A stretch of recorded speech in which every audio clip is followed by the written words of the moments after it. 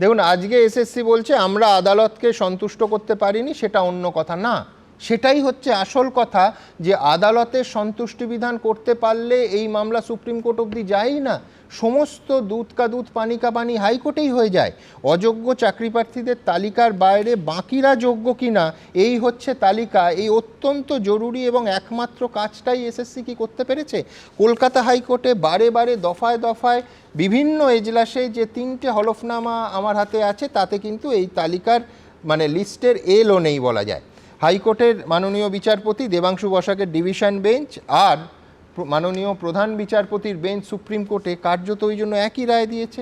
কেউ বলতেই পারেন যে এটাই তো হওয়ার ছিল তালিকা না দিলে। বিক্রম চট্টোপাধ্যায় বিশিষ্ট আইনজীবী কি বলছে, বিক্রমের কাছে যাব।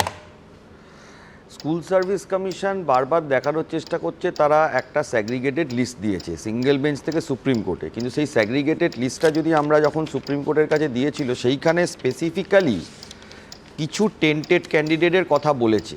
এই যে টেন্টেড ক্যান্ডিডেটের কথা বলেছে, শুরুর দিকে স্কুল সার্ভিস কমিশন কিন্তু প্রথমে জানিয়েছে মিস্টেক, আবার ধরা পড়েছে, আবার জানিয়েছে মিস্টেক, আবার ধরা পড়েছে, আবার জানিয়েছে মিস্টেক, এবং ক্রমশ সংখ্যাটা বাড়তে গেছে। বাড়ার পরে যখন আলটিমেটলি ডিভিশন বেঞ্চ বা সুপ্রিম কোর্টের কাছে ফাইনাল ফিগারে বারবার করে যখন কোর্ট জানতে চাইছে যে আপনাদের এই ফিগারটা আপনারা একদম স্পেসিফিক্যালি বলুন, তখন স্কুল সার্ভিস কমিশনের থেকে যে তথ্য বা যে ফিগারটা দেওয়া হয়েছিল সেটা টেন্টেডদের ক্যান্ডিডেট, এটা একটা বড় গল্প। এবং আরেকটা জায়গায় জিনিসটা যেটা আছে জেনুইন কারা, সেটা কিন্তু স্কুল সার্ভিস কমিশন না সিঙ্গেল বেঞ্চ, না ডিভিশন বেঞ্চ, না সুপ্রিম কোর্টে কোনো জায়গাতে দেয়নি। ডিভিশন বেঞ্চে যখন মামলার হিয়ারিং হচ্ছে সেখানে প্রত্যেকটা এফিডেভিটের মধ্যে সেখানে যতগুলো আইডেন্টিফাইড করেছে যারা রিট পিটিশনার বা সিবিআই, তাদেরগুলোকে স্কুল সার্ভিস কমিশন মেনে নিয়েছে যে হ্যাঁ এইগুলো ভুয়ো।